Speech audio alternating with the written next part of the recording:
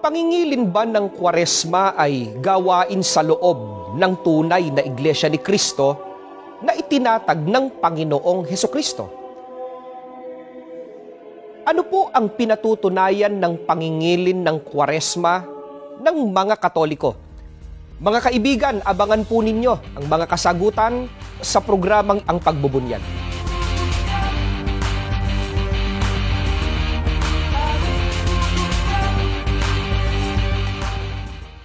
Mga kaibigan, welcome po sa programang ito ng Iglesia ni Cristo, Ang Pagbubunyag.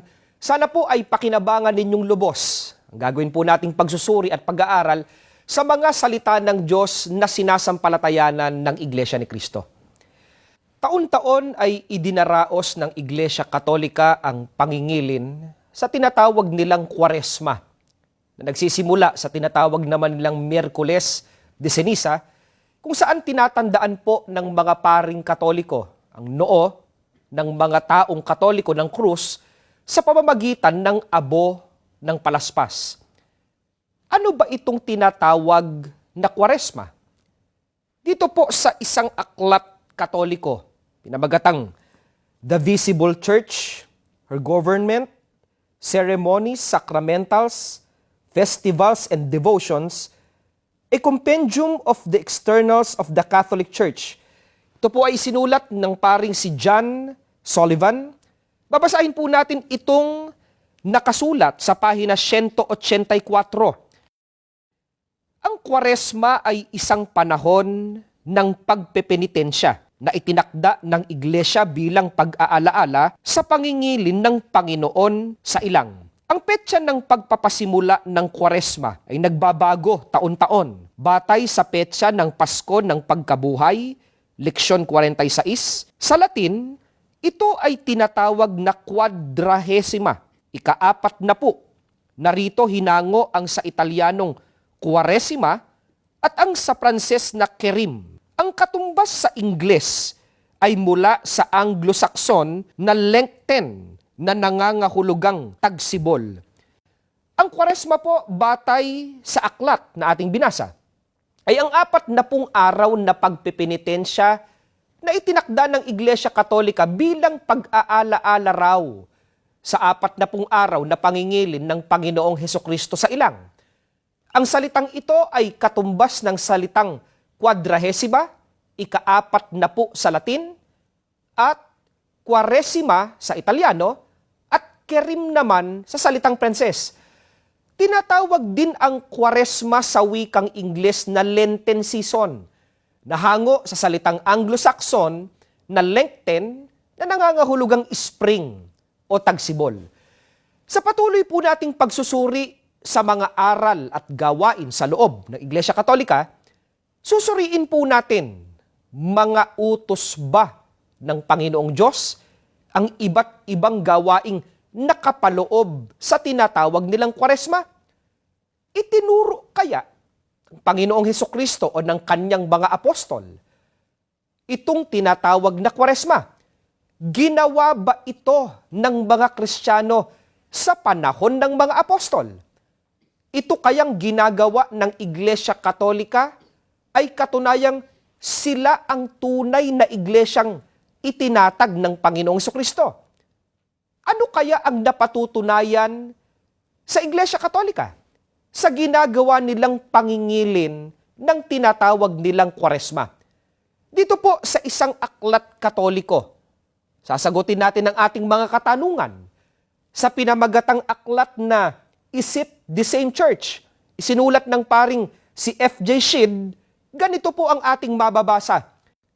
Mayroon tayong matututuhan kung susuriin natin ang iglesia, gaya ng pagpapakilala rito ng bagong tipan. Sa isang karaniwang mambabasa na hindi natin kapananampalataya, hindi papasok sa isip niya kailanman na iyon din ang iglesia na kinabibilangan natin. Walang mga kardinal noon, kung sisimulan natin sa pinaka nakatatawag pansin, at walang tanging kasuotan ng mga pari. Walang mga kumbento, walang mga ordeng relihiyoso. Wala tayong maririnig na pagdiriwang ng Pasko o Linggo ng Pagkabuhay o Kwaresma. Ang mga pari at mga obispo ay mga lalaking may asawa. Aminado po ang paring sumulat ng aklat na ating binasa na ang Iglesia Katolika ay iba po kaysa Iglesia ng Bagong Tipan. Inamin niyang sa Iglesia sa Bagong Tipan o sa tunay na Iglesia ni Cristo ay walang mga kardinal, walang Pasko o yung tinatawag na Christmas, walang Easter o linggo ng pagkabuhay, at wala rin pong Kwaresma. Maging ang mga pare at mga obispo noong una ay mayroong mga asawa na di gaya ng mga pare at obispo sa Iglesia Katolika. Sa makatwid, ang pangingilin po ng Iglesia Katolika, ang tinatawag nilang Kwaresma, ay hindi po nagpapatunay na sila ang tunay na iglesyang tatag ng Panginoong Jesucristo. Manapa, ito pa nga ang katunayan na iba ang Iglesia Katolika sa iglesia po na nasa Biblia o sa tunay na Iglesia ni Cristo. Ano po ang inaamin naman ng mga otoridad Katoliko hinggil sa ipinangingilin nilang Kwaresma? Dito po sa kanilang aklat, pinamagatang The Externals of the Catholic Church, sa pahina 209 hanggang 210, ang kasaysayan ng Kwaresma. Ang panahong ito ng pagsisisi, penitensya, ay hindi laging magkakatulad sa iba't ibang panahon ng kasaysayan ng iglesia. Hindi natin tiyakang maigigiit na ang Kwaresma ay matatalunton sa mga apostol. Kahit po ang mga otoridad Katoliko, aminado na ang Kwaresmaan niya ay hindi matatalunton sa mga apostol. Kaya nga ang sabi nila sa unahan kung paanong ang iglesia ng Bagong Tipan ay walang Christmas, walang Easter, walang tinatawag na linggo ng pagkabuhay, wala rin po itong Kwaresma. Bakit tiyak na hindi nga matatalunton sa mga apostol ang 40 araw na pangingiling ito ng Iglesia Katolika? Kung pagbabatayan po natin ang Biblia, sang-ayon kaya ang mga apostol sa ginagawang pangingilin ng Iglesia Katolika ng mga araw at mga panahon? Babasahin ko po itong nakatala sa aklat ng Galacia, sa 4, mga talatang 9 hanggang 11, ito po ay pagtuturo ng apostol na si Pablo. Ganito po ang ating mababasa sa nasabing aklat. Ngunit ngayong nakikilala na ninyo ang Diyos, dapat ko pangang sabihin, ngayong nakikilala na kayo ng Diyos, bakit kayo nanunumbalik sa mga tuntuning walang bisa at walang halaga? Bakit ibig na naman ninyong paalipin sa mga iyon? Ipinangingilin ninyo ang mga araw, mga buwan, mga panapanahon at mga taon. Nangangamba akong baka ako'y nagpagod ng walang kabuluhan dahil sa inyo. Ayon po kay Apostol Pablo, may mga taong nanunumbalik sa mga tuntuning walang bisa, walang halaga, at ibig na naman anyang paalipin ang mga taong ito. Sino ba itong mga taong ito na ang ginagawa ay walang kabuluhan sa paningin ng ating Panginoong Diyos?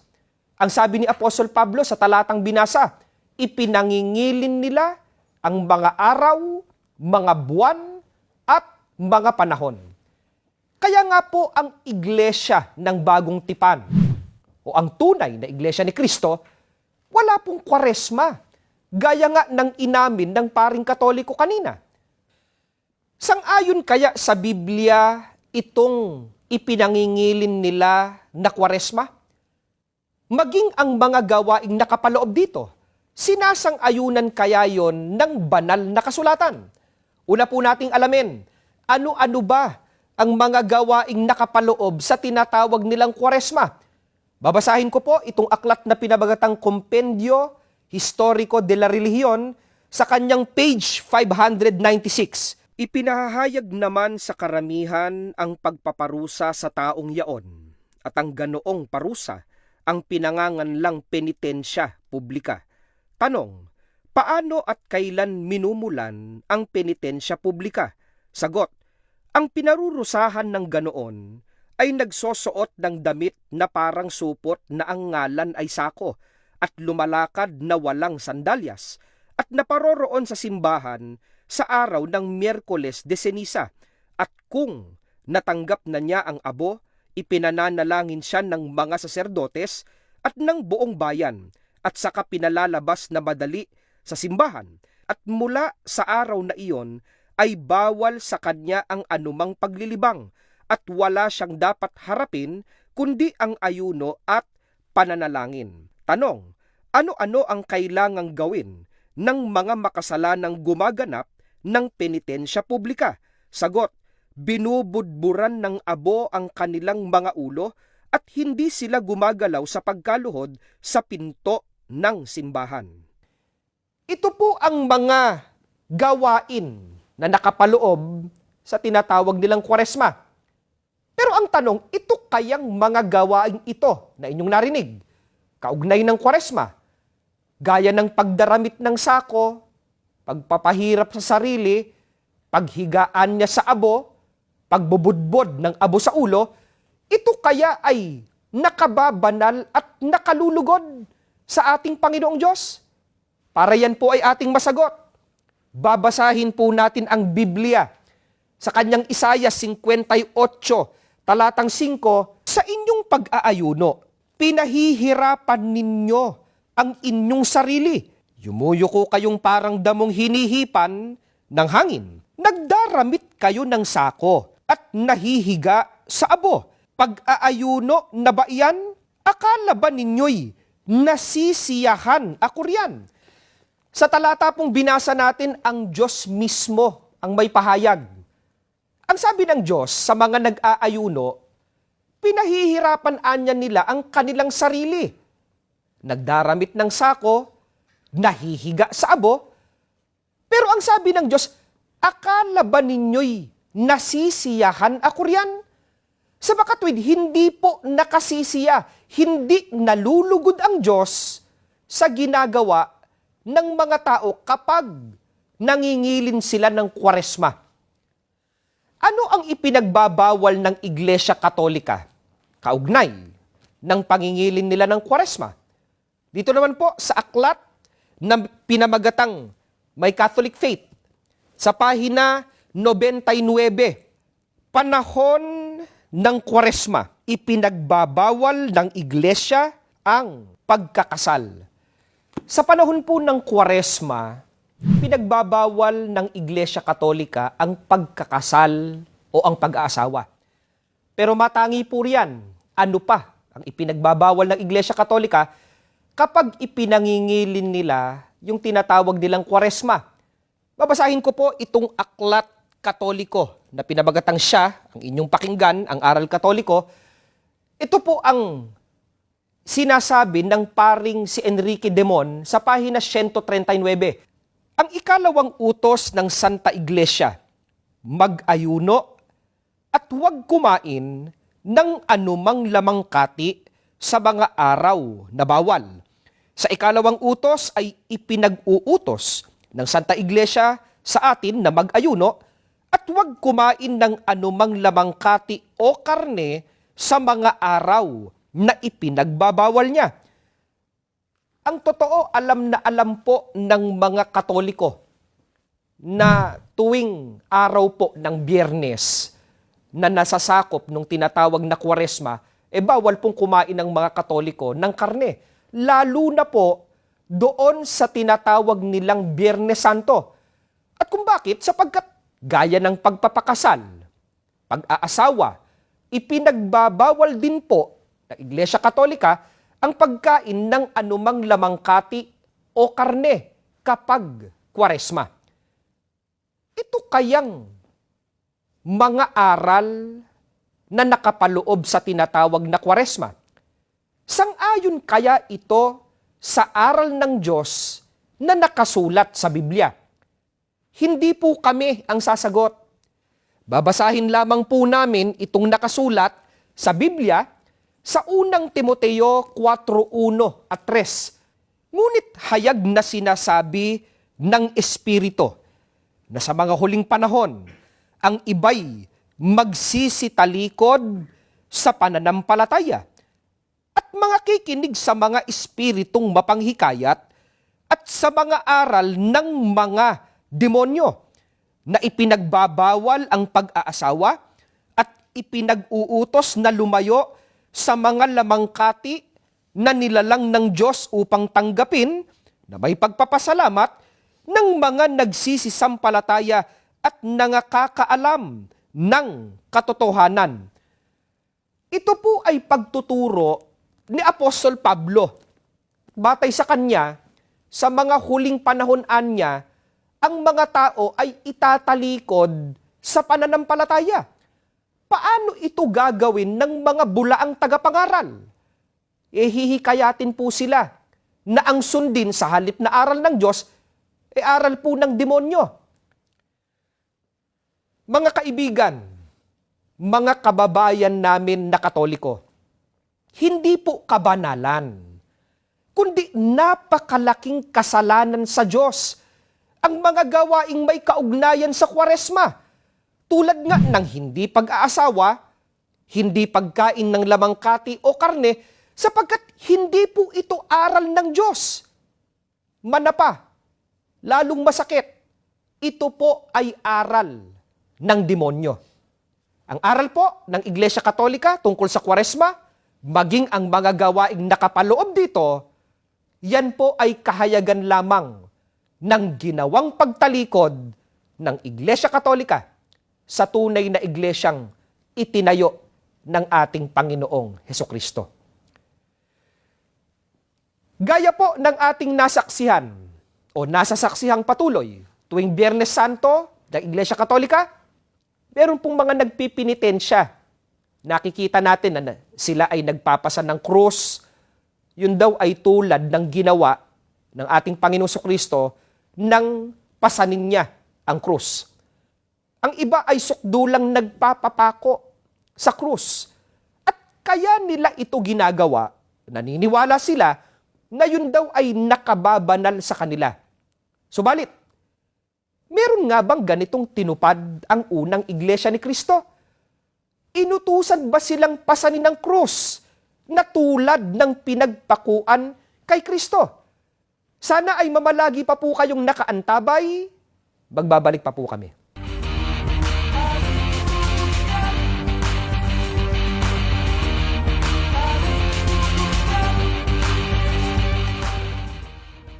Welcome back po sa programang ito ng Iglesia ni Cristo. Ang tinatalakay po natin ay ang ukol sa ginagawang pangingilin ng Iglesia Katolika kapag dumarating yung tinatawag nilang Kwaresma. Ito raw ay nagsisimula sa tinatawag nilang Miyerkules de Ceniza na kung saan tinatandaan ng mga paring Katoliko ang kanilang mga miyembro ng krus sa noo sa pamamagitan ng abo ng palaspas. Kaya daw po nila ito ginagawa ay bilang pag-aalaala sa 40 araw na pangingilin na ginawa ng Panginoong Jesucristo noong siya ay nasa ilang. Ang isa po sa karaniwang makikita natin sa mga Katoliko sa panahong yan, nagpapasan sila ng krus. Ang iba, sukdulang nagpapapako pa nga sa krus. Ang tanong, ginawa kaya ito ng mga Kristiyano sa panahon ng mga apostol?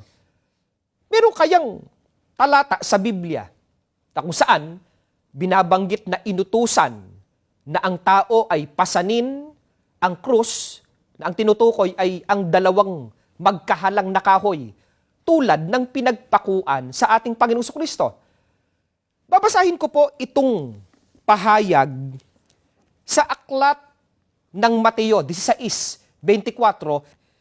Nang magkagayoy sinabi ni Jesus sa kanyang mga alagad, "Kung ang sino mang tao'y ibig sumunod sa akin, ay tumanggi sa kanyang sarili at pasanin ang kanyang krus at sumunod sa akin." Sa talatang ito ay may binabanggit na krus na dapat pasanin ng mga nagnanais na sumunod sa ating Panginoong Kristo. Katunayan, ang sabi nga ng Panginoong Kristo, sino mang taong ibig sumunod sa akin, dapat magtanggi ng kanyang sarili at pasanin ang kanyang krus. Sana po napansin ninyo, ang ipinapapasan ating Panginoong Kristo sa mga naghahangad at nagnanais na sumunod sa Kanya ay ang kanilang sariling krus. Hindi po yaong krus na Kanyang pinasan at pinagpakuan sa Kanya. Ano po ba ang krus na pinasan ng ating Panginoong Kristo? Na ito ang napagkamaling tularan ng Iglesia Katolika. Babasahin ko po itong isang aklat na pinamagatang Cruden's Complete Concordance to the Old and New Testaments sa pahina 117. Krus. Isang kasangkapan sa pagpaparusa na ginagamit ng mga Romano na kadalasan sa pagpaparusa sa mga alipin. Sa katunayan, sa krus namatay ang Panginoon gaya ng pagkakatala sa mga ebanghelyo. Ikalawa, pagdurusa o kasawi ang palad, lalo na kung ituturing ang pagsubok sa katyagaan at kababaang loob ng Kristiyano. Dito po sa ating binasa, may dalawang kahulugan na ibinibigay doon sa krus, salitang krus. Ito raw yung krus na pinasan ng Panginoong Kristo, yaon nga yung dalawang kahoy na magkahalang, at tinatawag ding krus ang mga pagsubok na pinagdaraanan ng mga tao sa buhay. Hindi po ang krus na ipinapapasan ng ating Panginoong Kristo. Sa mga nais sumunod sa Kanya, ang krus na pinasan niya, yung dalawang magkahalang na kahoy. Alin ba ang krus na dapat pasanin ng mga nagnanais na sumunod kay Kristo kung hindi ang literal na krus na gaya ng pinasan ni Kristo nung siya ay parusahan at patayin ang ipinapapasan sa mga nais sumunod sa Kanya? Babasahin po natin. Dito po sa unang Pedro 4:12 hanggang 13, ganito po ang nakasulat. Mga minamahal, huwag ninyong pagtakhan at ituring na di pangkaraniwan ang mabibigat na pagsubok na inyong dinaranas. Sa halip, magalak kayo sa inyong pakikihati sa mga hirap ni Kristo at magiging lubos ang inyong kagalakan kapag nahayag ang Kanyang kadakilaan. Ang krus po na dapat pasanin ay yaong mabibigat na pagsubok na hindi maiiwasang danasin ng mga nais sumunod sa ating Panginoong Kristo, sapagkat yun ay bilang pakikiisa nila sa Kanyang mga naging hirap. Hindi po ang dapat pasanin ay ang krus na kahoy na akala ng mga Katoliko na makababanal sa kanila. Kapag ito ay kanilang ginawa, pinasan, lalo pa nga kung nagpapako sila rito. Paano ba ang kabanalan ayon sa turo ng ating Panginoong Kristo? Ang kabanalan ba'y magagawa kapag ikaw ay nagpasan at nagpapako sa kahoy na krus? Basahin po natin. Dito sa 17, talatang 17 ng Aklat ng Juan, pakabanalin mo sila sa katotohanan. Ang salita mo'y katotohanan. Maliwanag po ang ating binasa. Ang talagang makababanal sa tao ay ang mga salita o kautusan ng ating Panginoong Diyos. Ang tanong, paano makababanal o makalilinis sa tao ang mga salita o kautusan ng Diyos?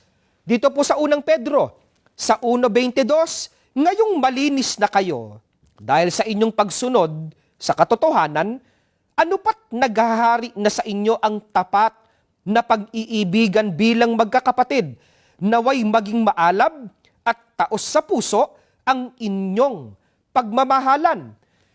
Maliwanag po ang pahayag ni Apostol Pedro. Ang mga itinuturing ng banal, malilinis, ay ang mga sumunod sa mga salita ng Diyos o sa mga aral ng Diyos na nakasulat sa Biblia. Sa makatwid, masakit man pong tanggapin kahit pa magpakahirap ang tao, magpakasakit sa mga gawain na kanilang pinaniniwalaan, kung hindi naman utos ng Diyos ang kanilang sinusunod, ang gayon po ay hindi nakababanal. Bagkos, ipinapagkakasala pa nga ng mga gawaing ito ang taong gumagawa niyaon. Kaya ang pangingilin po ng Kwaresma, sapagkat ito naman ay hindi sang-ayon sa Biblia, alalaong bagay hindi aral ng Diyos, hindi po ito nakababanal sa tao. Bagkus ay ikahuhulog niya ito sa pagkakasala. Yun po ang dahilan kaya nga hindi matalunton sa Biblia at sa mga apostol ni hindi ipinag-utos ni Kristo ang pangingiling yan. Yan po ang isa sa mga nagpapatunay na ang Iglesia Katolika iba sa Iglesia ni Kristo na itinatag ng Panginoong Jesucristo noong unang siglo. Kaya ang Iglesia Katolika po, bunga ng pagtalikod ng unang iglesia sa pananampalataya. Mga kaibigan naming Katoliko, kayo na po ang magpasya. Yan po bang ganyang paniniwala, lihis sa katotohanan, ang papayagan ninyong maghari sa inyong buhay? Sana po, matanim sa inyong isipan ang sinasabing ito ng banal na kasulatan tungkol sa pumili sa kasinungalingan sa halip na ang tanggapin ay katotohanan. Yan po ay mababasa natin sa 2 Tesalonica, sa 2, mga talatang 11 hanggang 12. Sapagkat hindi nila tinanggap ang katotohanan, ipinaubaya ng Diyos na sila'y malinlang ng espiritu ng kamalian at papaniwalain sa kasinungalingan upang maparusahan ang lahat ng pumili sa kasamaan sa halip na tumanggap sa katotohanan. Sana po ay huwag maging matigas ang ulo ng sinuman, sapagkat maliwanag po na itinuturo ng Biblia. Sinuman na pumili sa kasinungalingan, sa halip na ang sundin ay ang katotohanan na nakasulat sa Biblia, ito po ay ikapapahamak ng tao at hindi niya ikaliligtas. Maliwanag po ang pahayag ng Biblia. Parurusahan at gaya ng alam natin, ang kaparusahang tinutukoy ay ang pagkabulid sa dagat-dagatang apoy pagdating po ng araw ng paghuhukom. Yan po ang dahilan, mga kaibigan, mga kababayan. Kaya patuloy namin kayong hinihikayat, magsuri kayo sa aral ng Biblia na itinataguyod po ng Iglesia ni Kristo, sapagkat lahat ng mga aral na sinusunod at ipinatutupad sa loob ng iglesyang ito na aming ipinaglilingkod sa inyo ay pawang mga aral ng Diyos na nakasulat sa Biblia. Mga kaibigan, pinakahahangad po ng Iglesia ni Kristo na kung maaari, lahat ng tao ay maligtas sa kaparusahang nakaamba pagdating ng araw ng paghukom. Ito po ang dahilan kaya maaasahan ninyo na tuloy-tuloy ang gagawin naming pagbubunyag sa mga maling aral na sinasampalatayanan at pinaniniwalaan ng maraming tao. Sa ikahahayag ng katotohanan, alang-alang po sa ikapagtatamo ng kaligtasan.